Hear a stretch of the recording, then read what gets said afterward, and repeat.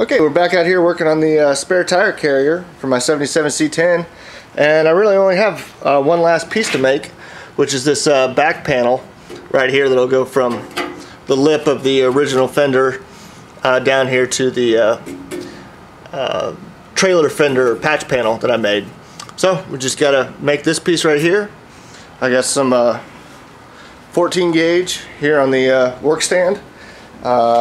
16 gauge would be fine, even 18 gauge would work just fine for this project, but this is what I had laying around, so I'll just use this. And so I get in here and start making this panel. I took the actual tire mount off just to give myself a little extra room, and it's just hanging out here in the bed of the truck.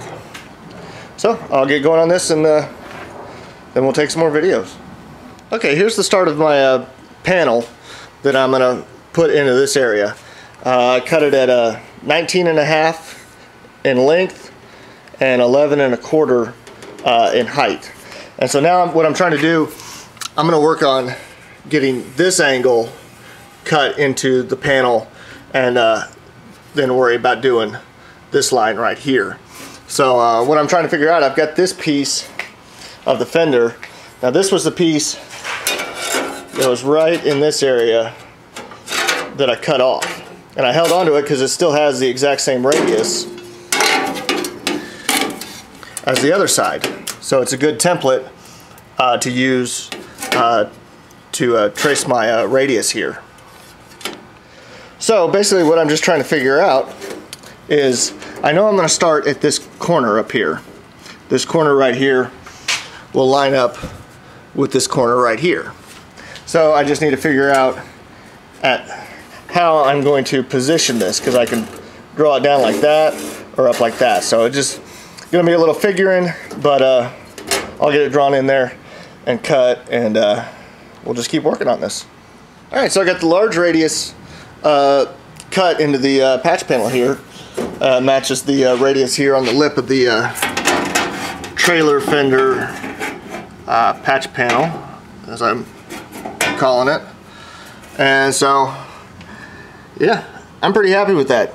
And like I said, I'm going to weld this from, I'll put a few tack welds here on the front, but mostly I'm going to weld it from the back side, just so I don't have to spend so much time grinding it down. Just like with this seam right here, there's a few tack welds on the front, but I'm going to fully weld it from the back side so that I don't have to grind all this down. And then I'll just do some body work, a little bit of body filler, get that smoothed out. Same with this joint right here, and it'll look good. It'll look smooth and all uniform. So now basically all I got to do next is trace the outline of my fender, the stock stepside fender, into this panel and get that cut out, and then it'll be ready to be tack welded into place. Okay, so I got a real rough outline of the original fender drawn in here to my patch panel. And the way I did it is I just came back here to my old fender that I'd cut up, and I started on the good fender, the orange fender. I made some real rough marks into this panel, and then brought it back here, because this curve should be the same. These fenders should be identical, so that this radius right here, this line, should be the same on both fenders. So I just made some preliminary marks, and then I brought it out here, held it up here from the outside. I'm not going to get it perfectly lined up this time, but you can see what I did.